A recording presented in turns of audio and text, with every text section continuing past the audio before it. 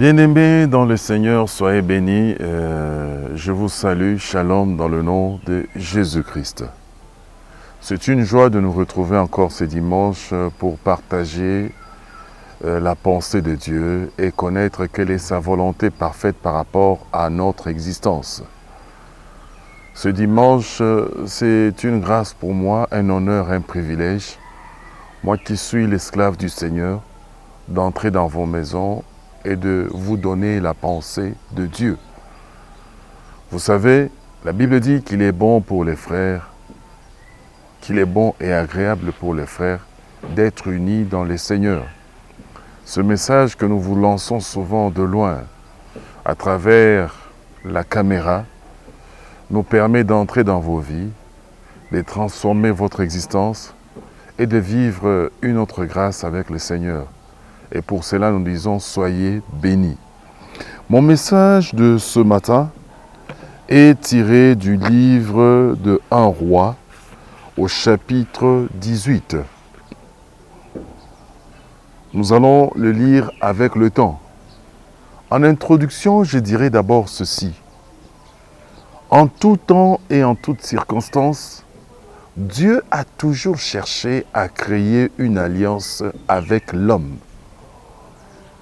Quand nous allons de la Genèse jusqu'à l'Apocalypse, la caractéristique principale que Dieu a envers ses enfants, à chaque circonstance qui existe, à chaque événement, il fait toujours une alliance avec l'homme. Dans la logique des choses, on voudrait que l'alliance soit conclue entre le plus faible et le plus fort. Mais chez Dieu, c'est le contraire. C'est le plus fort qui vient vers le plus faible afin de conclure une alliance avec lui. Je me suis d'ailleurs posé la question à un moment. Pourquoi cela? Dieu est omniscient. Il est omnipotent. Il est souverain et grand dans toute son existence. Mais pourquoi va-t-il vers l'homme? J'ai compris ceci. Depuis que Dieu est descendu sur la terre une fois, dans le corps de l'homme, toutes les fois qu'il a eu à agir, le Seigneur agit à travers l'homme. L'homme est l'élément primordial. L'homme est l'élément essentiel qui permet à la volonté de Dieu de s'accomplir. Dans un premier temps, nous devons comprendre ceci. Quand tu es homme, tu dois te rendre compte de la responsabilité que tu as avec le Seigneur. Et deux, tu dois comprendre la mission à laquelle il t'appelle. Lorsque nous disons mission, les gens ont souvent tendance à penser que ce n'est qu'au serviteur de Dieu qu'est dévolue cette principale activité. Non. À tout homme qui existe sur la terre, le Seigneur l'a appelé pour un but.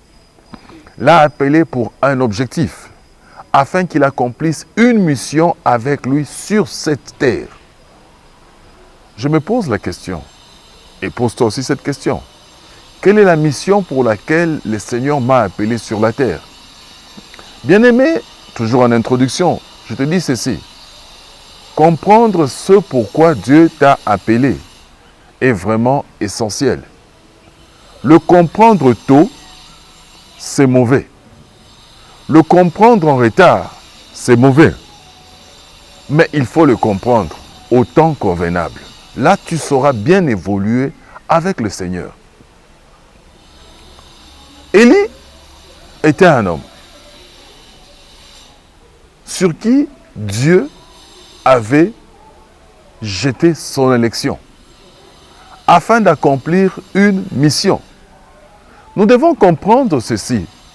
Lorsque Dieu se choisit une personne afin de réaliser son objectif, il descend le Saint-Esprit dans cette personne afin qu'elle lui accorde les capacités pour arriver à l'accomplissement de la volonté souveraine de Dieu. Tu n'es pas n'importe qui là où tu es. Tu es la demeure du Saint-Esprit avec toutes les capacités voulues afin d'affronter les difficultés, afin d'affronter les oppositions, afin d'affronter tout ce qui peut te mettre en dehors ou tout ce qui peut te faire dévier de l'objectif que Dieu veut accomplir avec toi. Bien-aimé, le Saint-Esprit n'est pas n'importe quoi. Le Saint-Esprit est une force, est une personne qui t'accompagne dans l'établissement et même dans l'accomplissement de ce que le Seigneur attend faire avec toi. Élie était un homme de cette nature. Je veux que nous puissions dresser le portrait qu'il y avait en Israël. Akab devient roi. Il épouse une femme appelée Jézabel. Cette femme vient avec une mission: détruire le vrai culte de Dieu en Israël. Elle prend les serviteurs de Dieu, elle les tue. Elle détruit les autels de Dieu qui existaient en Israël. Son objectif, c'est quoi? Elle veut que dans chaque parcelle, sur chaque avenue et dans chaque maison, qu'il y ait un autel dédié à Baal. Et dans sa mission, sûrement, elle s'est mise à réussir. Elle arrive dans une dimension où Israël ne s'aimait plus à servir le Dieu d'Israël, l'Éternel, Yahweh. Mais Israël tourne ce regard vers Baal. Qui est Baal? Baal est le dieu païen de la fécondité. Donc c'est un dieu qui symbolise tout ce qui peut résulter d'une relation, tout ce qui se féconde. Et même la pluie, et même la moisson était une fête chez les païens dédiée à Baal. Ils reconnaissaient que le fruit de leurs champs, leurs enfants, leur progéniture et d'autres choses, et même leur bénédiction, découlaient du dieu Baal. C'est cette divinité que la fille du roi de Sidon, appelée Jézabel, est venue installer en Israël. Elle détourne les serviteurs de Dieu. Elle détourne les fils de la promesse. Elle détourne la nation élue par Dieu à un culte voué à une divinité païenne. Et cette divinité a commencé à prendre l'ascendance dans la maison où les gens louaient l'Éternel, dans le lieu où, et même dans la nation où l'Éternel était érigé en étendard. Et ces hauts faits étaient racontés. Comment il a fait traverser le peuple d'Israël de la mer Rouge. Comment il a donné la Mahan. Comment il a agi avec les précédents, les ancêtres. Comment il a agi avec Josué. Comment il a agi avec Gédéon. L'histoire était retournée. On n'adorait plus les exploits de l'Éternel des armées. Mais c'est Baal qui était érigé en divinité. Je vous plante un peu le décor qu'il y avait en Israël. Dieu avait besoin qu'une personne se lève. Dieu avait besoin, pas de 5, pas de 10, mais qu'une personne se lève et dise, trop, c'est trop. Nous ne voulons plus de cette divinité. Écoute, dans la famille où tu es en train de vivre, dans le lieu où tu es en train de travailler, dans les circonstances que tu es en train de vivre, Dieu a besoin seulement que tu t'élèves et que tu dises, trop, c'est trop. Nous en avons marre. Un homme, un élu de Dieu, un prophète, Élie le Tishbite s'élève. Il dit ceci en 1 Roi chapitre 17 verset 1. Élie le Tishbite, l'un des habitants de Galahad, dit à Akab, l'Éternel est vivant, le Dieu d'Israël dont je suis le serviteur. Il n'y aura ces années ni rosée, ni pluie, sinon à ma parole. D'abord, je vais te montrer un fait. Ce n'est pas Dieu qui le lui a dit. Non. C'est Élie qui se lève et qui dit ceci. Il n'y aura ni pluie, il n'y aura ni rosée, sinon à sa parole. En d'autres termes, il veut dire ceci. Baal, tu as trop dominé sur Israël. Si les gens vont au champ, si les gens récoltent, ils ne rendront pas un culte à Yahweh. Ils vont rendre un culte à Baal. Donc Baal, tu n'es pas de l'âge de Jésus. Tu n'es pas de l'âge du Seigneur. Non. Tu n'es pas de l'âge du Saint-Esprit. Baal, le problème qui est là, Dieu t'a déjà chassé du ciel. C'est moi et toi qui allons découdre par rapport à ce problème qu'il y a. nous allons te réduire à néant. Les gens en Israël ne vont plus t'adorer, mais ils vont revenir vers Yahweh. Alléluia. Un homme de foi, un homme constant, un homme intrépide, un homme plein de grâce et de force, qui s'élève et qui tient tête à une divinité. Alléluia. Dans ta famille, les circonstances qui ont émergé depuis des années, cette stérilité, cette médiocrité ou même ce péché qui caractérise votre famille, cette circonstance que vous ne faites que vivre de génération en génération. Place au balobara, papa na yo akufa na maladie fulani, akokisaka 50 ans na famille oyo, na bandi yo peso komi na bambula wana, toi aussi tu partiras. Cette histoire de chômage, cette vie uniforme que vous avez, le premier est chauffeur, le deuxième il conduit un engin, le troisième il est, je ne sais pas, conducteur d'un pouce-pouce. Ce genre de vie uniforme que Baal impose à votre famille a besoin que quelqu'un se lève et dise ceci: trop c'est trop. Je suis celui qui va dire à Baal dans ma famille: Baal, à partir d'aujourd'hui, ton travail est fini. Écoute, Jésus ne se bat pas avec le démon. Il les a déjà chassés du ciel. Mais il nous donne à nous le pouvoir de chasser les démons. Marc dit ceci, non c'est Luc. Il dit: voici les miracles qui accompagneront ceux qui auront cru en mon nom. Ils imposeront les mains aux malades et ils chasseront les démons. Jésus n'a pas le temps de venir combattre le diable. Parce qu'au ciel, il l'a déjà chassé. Le grand problème, c'est toi. Tu as reçu ce pouvoir de venir, de se mettre devant Satan et de lui dire: Satan, trop c'est trop, sors de ma famille. Tu dois comprendre la responsabilité que tu as. Si tu ne parles pas, les choses ne changeront pas. J'aime bien ce verset d'Ésaïe chapitre 8, verset 20 qui dit: à la loi et au témoignage, si l'on ne parle pas, il n'y aura point d'aurore. S'il y a obscurité dans ton ménage, maman, s'il y a obscurité dans ta famille bien-aimée, si les choses n'évoluent pas dans votre famille, c'est parce que toi, tu n'as pas encore pris conscience qu'il faut parler. Tu n'as pas encore pris conscience qu'il faut renverser les choses. Tu n'as pas encore pris conscience que les choses doivent avoir une autre dynamique. Le jour où tu le comprends, les choses changent directement. Ne t'accommode pas de la situation dans laquelle tu es en train de vivre. N'accepte pas, bien-aimé, refuse. Si tu ne sais pas refuser, certaines choses ne changeront pas. En Israël, Dieu n'avait pas besoin de plusieurs personnes. Il avait besoin d'une personne. La personne qui serait disposée à renverser les choses et à dire à Baal: Baal, Ozana Ajanzambe te, Bima na Israël lelo, tolingi komo na o lisusu te. Et cet homme, c'était Élie. Il se lève. Il se dit ceci: si on laisse ces gens s'y récolter, ils vont manger, ils vont arriver à un niveau où ils ne vont pas adorer l'Éternel des armées.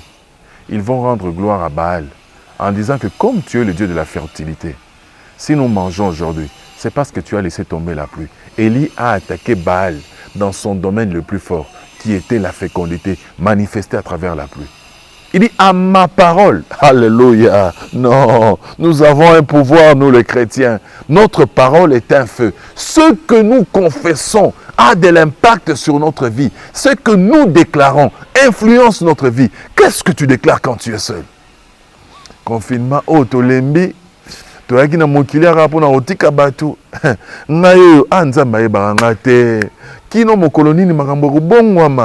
te laisse pas faire, bien-aimé. Ne recule pas en arrière. Tiens ferme devant l'adversaire. Affronte-les les yeux dans les yeux. Tu as le pouvoir que Dieu t'a donné. Je me souviens d'une sœur avec qui on a prié. C'était vers les années 2003. Elle était dans l'intercession ensemble avec moi. Elle était en train de pleurer chaque jour. Des lamentations. Et oui, c'était une fille de 39 ans qui n'avait pas de mariage. Elle était déjà résignée par rapport à sa condition. Elle disait: c'est fini. C'était à Lubumbashi à l'époque. Je la revois encore. Elle me disait: papa Alain, qui va m'aimer j'ai 39 ans, j'ai dépassé âge yo balingara motu. C'est toi qui mets un point par rapport à ta vie. C'est toi qui te résignes par rapport à la situation que tu traverses. Dieu n'a pas encore mis le point. Dieu n'a pas encore mis la virgule. Encore moins, Dieu n'a pas encore dit que c'est fini ou qu'il va... Non, Dieu va agir. Écoutez, dans l'œuvre de Dieu, je peux te rassurer d'une chose. J'ai vu des gens qui étaient dans un état final. Quand tu le regardes, tu te dis, celui-ci, il n'y a plus d'espoir, il est fini. Mais j'ai vu Dieu agir dans la vie de ces gens. Bien-aimé, laisse-moi te parler en ce dimanche matin. Il n'est pas trop tard pour toi. C'est toi qui te résignes par rapport à la situation que tu es en train de traverser. Le Dieu que nous prions, le Dieu que nous servons, il est capable. Il est capable d'agir. Aucun combat, aucune situation ne lui est difficile. Lorsqu'il agit, toute la terre crie silence, comme le dit la Bible. Lorsque l'Éternel parle, toute la terre fait silence. En ce matin, je crois qu'il y a un miracle pour toi. En ce matin, je crois qu'il y a une visitation du Seigneur pour toi. En ce matin, je crois que Dieu va te distinguer. Ta maladie qui a fait 38 ans comme le paralytique dont nous avons parlé l'autre fois. Ton chômage qui a fait 20 ans. La situation, ces morts qui s'accompagnent chaque année dans votre famille. Cette situation occulte qui visite votre destinée. Moi, je vous le dis ceci. Elle ne dépend pas de toi. Lève-toi comme Élie. Et ce jour-là, parle à la situation. Bien-aimé, ce que l'Éternel te demande, c'est la détermination dans le combat. Parle. N'est pas une opinion divisée.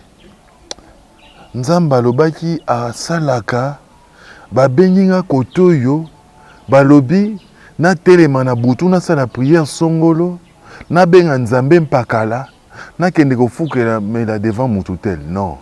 Dieu demande un attachement exclusif parce qu'il ne partage pas sa gloire avec autre. Regarde ce qu'Élie dit en 1 Roi chapitre 18 verset 21. Il dit, alors Élie s'approcha de tout le peuple et dit, jusqu'à quand clocherez-vous des deux côtés? Si l'Éternel est Dieu, allez après lui. Si c'est Baal, allez après lui. Le peuple ne répondit rien. Et Élie dit au peuple, je suis resté seul de prophète de l'Éternel et il y a 450 prophètes de Baal. Ce que j'aime dans Élie, premièrement, d'abord, il a affronté ses dieux. Il lui a tenu tête. Il l'a frappé dans sa force. Il a supprimé par sa parole. Bien-aimé, te rends-tu compte du pouvoir que ta parole a? Elle peut changer les circonstances et même le climat de toute une nation, de toute une famille. Alléluia. Nous, les hommes de Dieu, nous sommes capables de nous tenir sur le Congo et de dire, demain, nous voulons que les circonstances changent, que Dieu bénisse les Congo et que le règne des chrétiens commence. C'est à cela que Dieu nous a appelés. Dieu ne nous a pas appelés pour prophétiser sur les vies des gens, mais Dieu nous a appelés d'abord pour prophétiser sur les nations et déclarer que le climat, l'atmosphère de la nation puisse changer à travers nos paroles. Nous devons comprendre quelle responsabilité nous avons avec ce Saint-Esprit qui habite en nous. Écoutez, le Saint-Esprit n'est pas là pour faire des choses que l'homme fait. Tu prends dans le téléphone, tu dis, Nazalaki na 100 unités, Nzamba pesing na 100 unités. Non, Dieu ne nous a pas appelés à de telles petitesses. Dieu nous a appelés à faire des choses que l'homme ne fait pas. Des choses que l'oreille n'a jamais entendues, que l'œil n'a jamais vues. Nous travaillons avec l'Esprit de Dieu dans une forte dimension, dans les surnaturels. Notre parole appelle à l'existence les choses qui ne sont point, comme si elles étaient. Chrétiens, homme de Dieu, comprends la responsabilité que tu as. Ne joue pas avec cette grâce que Dieu t'a donnée. Cette grâce, on ne l'achète pas chez Pelou Store. Cette grâce, on ne l'achète pas dans les supermarchés de la place. Cette grâce, on ne l'a que dans la présence de Dieu. Et lorsque tu as cette grâce, ne blague pas avec cette grâce. Parce qu'il y a des gens qui la recherchent. Tu l'as reçue gratuitement par la miséricorde de Dieu. Élie s'élève. Il pose la question. Il dit, jusqu'à quand allez-vous tergiverser? Jusqu'à quand tu vas clocher avec deux opinions? Tu viens de faire 10 ans. Tu viens de faire 5 ans dans les choses de Dieu. Jusqu'à quand vas-tu être un pied dedans, un pied dehors? Eh bien, attache-toi à Dieu. Va vers Dieu. Je te dis sérieusement qu'il va faire des choses qui vont t'étonner. Alléluia. Si c'est Baal qui est Dieu, qu'il descende par le feu. Si c'est l'Éternel qui est Dieu, qu'il descende par le feu. Écoute, Élie s'élève. Il appelle tout le peuple d'Israël à la montagne du Carmel. Son but, c'est de rétablir les vrais cultes, le culte de Yahweh en Israël. Tout Israël monte à la montagne du Carmel, l'endroit par lequel Dieu descend par le feu, l'endroit par lequel Dieu montre son choix. Il opère une distinction entre le vrai et le faux. Eh oui, c'est ça le titre de mon message, la montagne du Carmel. Tout Israël est réuni. Ils sont assis. Les serviteurs de Baal d'un côté et les serviteurs de l'Éternel d'un côté. Écoute, quand Dieu veut agir, il ne permet pas d'abord, il ne commence pas le premier. Il laisse la place au malin. Le malin se glorifie. Le malin fait ses miracles qui sont éphémères. Comme Jeannès et Jambres qui ont commencé en Égypte à faire des miracles. Au premier instant, oui, c'est vrai. Ils ont fait des miracles. Mais Dieu les a amenés à un niveau où ils ne pouvaient plus l'imiter. Alléluia. Élie rassemble tout Israël. Il dit,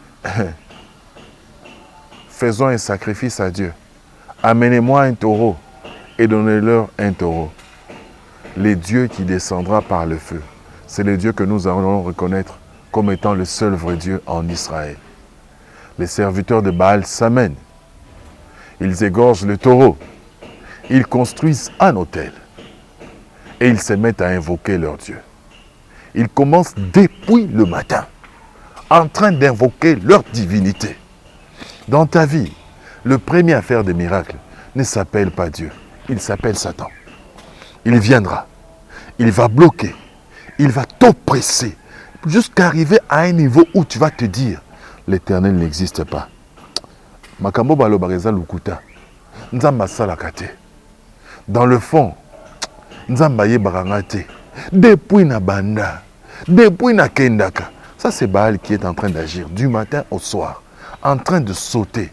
Tu arrives à un niveau de dépit. Tu arrives à un niveau de fatigue. Tu arrives à un niveau d'harassement. Tu arrives à un niveau où tu te dis, na lembi, na fanda, église en peut tokendara, tokomo lemba. Nzambango, ah, timu kolonine. J'entends une chanson qui me vient à l'esprit. Quand les étoiles de l'Ouest chantent et dit, les projets de bonheur et de paix, Oloba, kino mokolonine. David a dit, j'étais jeune et j'ai vieilli. Je n'ai jamais vu le juste abandonné, ni sa descendance manquer du pain. Tu n'as pas fait un mauvais choix. Tu es chez la bonne personne qui permet à ce que la souffrance d'abord vienne dans ta vie. Cette souffrance a pour but de t'enseigner. Elle a un caractère pédagogique. Elle a un caractère instructif. Elle te permet d'être assis lorsque les heures de gloire, lorsque les heures de sourire viendront.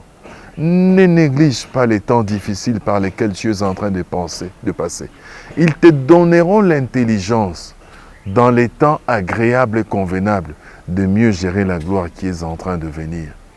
Les disciples de Baal, depuis le matin, les serviteurs de ces dieux-là, se font des entailles. Alléluia. Ils font des imprécations. Ils sont en train de parler. Ils disent, Baal descend. Ce jour-là, Dieu avait fermé le ciel. Baal ne pouvait plus agir. Il était dans son petit coin. Il se disait, Tala, mes serviteurs, Bolingi Bobo Misangai, ne voyez-vous pas la gloire qui entoure cette montagne? Il y a l'élon à Rokitate, Bino Morobo Misala, Bino Morobo Kitabo Sala, Lorobo Rolinga, Mengai, Kolomasola Zaplaswana. Le Dieu d'Israël était présent à la montagne du Carmel. Écoute, lorsqu'il est là, il change l'atmosphère. Mi pepe mabe et kimi. Il n'y a que l'atmosphère du Saint-Esprit qui règne. Il n'y a que l'atmosphère du Saint-Esprit qui est maître. Un jour viendra où bandoki, baromekaba loka, neba loka bakokurate. Le blocage se cachera. Les difficultés se cacheront. La pauvreté se cachera. Le péché se cachera. Alléluia. Et même les tribulations, les oppressions, les possessions se cacheront. Devant qui? L'Éternel des armées. Celui que j'appelle Moussassa Wame Sonkaba.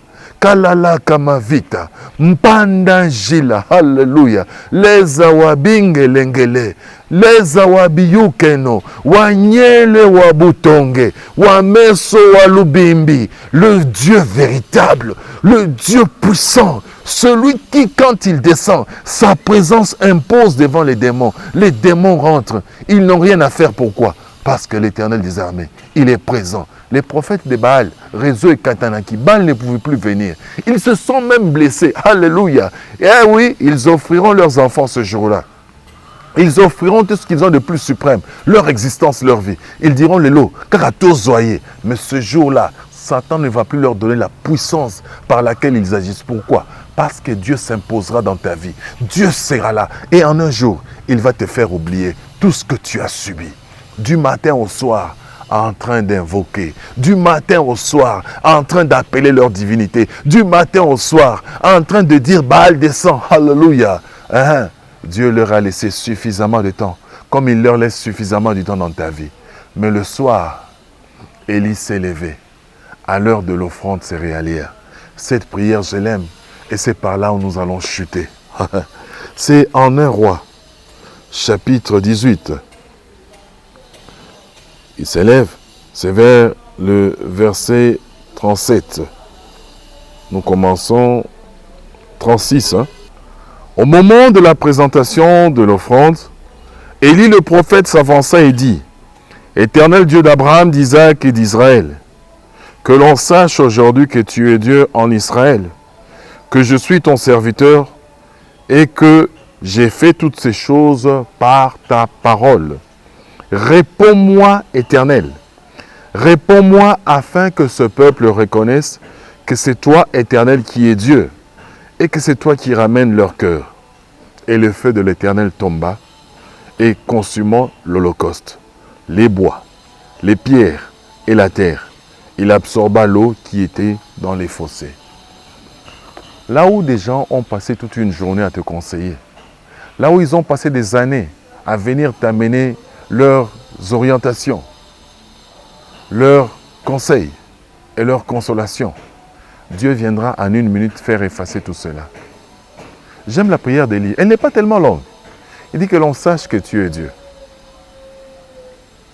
Ce matin, j'aimerais que là où tu es, que l'on sache que tu es Dieu. Que Dieu agit. Que l'on sache qu'il est Dieu dans ta vie. Que l'on sache qu'il est Dieu dans ton problème. Mais le grand problème, c'est d'être disposé. Dieu n'agit pas avec des gens qui sont sales. Si tu as la sémence du péché en toi, mets-toi d'abord à genoux. Demande pardon à Dieu. Même pour les regrets que tu as eus par rapport à ta vie. Même pour le fait de t'être attristé et d'avoir libéré des paroles qui sont vaines. Dis-lui, Seigneur, je rentre vers toi, avant que nous ne puissions prier. Mais toi, prie déjà. Seigneur, je rentre vers toi. J'ai été loin de toi. Par mes paroles, par mon attitude, je veux que tu puisses être le maître de ma vie. Demande-lui sincèrement pardon. Il est disposé encore à revenir dans ta vie et à t'aider puissamment. Je ne connais pas la situation que tu as. Je ne connais pas la difficulté que tu as.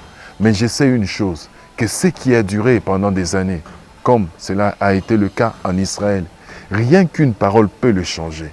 Le Seigneur a la capacité de faire oublier 20 ans de souffrance en une seule journée et en une seule seconde. Là où tu es, nous allons prier tous ensemble. Mets-toi à genoux devant ton poste téléviseur. Mets-toi à genoux devant, je ne sais pas, ton PC ou ton téléphone. Ferme les yeux. Tendre Père, cette circonstance qui a assez duré dans la vie de mon bien-aimé. Il est arrivé à un point où Baal a sérieusement dominé sa vie. Mais je sais que tu es Dieu. Descends, Seigneur Jésus. Assiste-le. Je demande qu'il y ait un miracle dans sa vie. Qu'il témoigne que tu es Dieu. Et que moi aussi je puisse témoigner qu'il n'y a que toi qui agis. Nous ne sommes que des instruments que tu utilises pour ta gloire. Descends, Seigneur, restaure-le dans tous les domaines et amène-le dans une autre dimension, qu'il puisse vivre ta gloire, ton amour et ta puissance, dans le nom puissant de Jésus. Amen.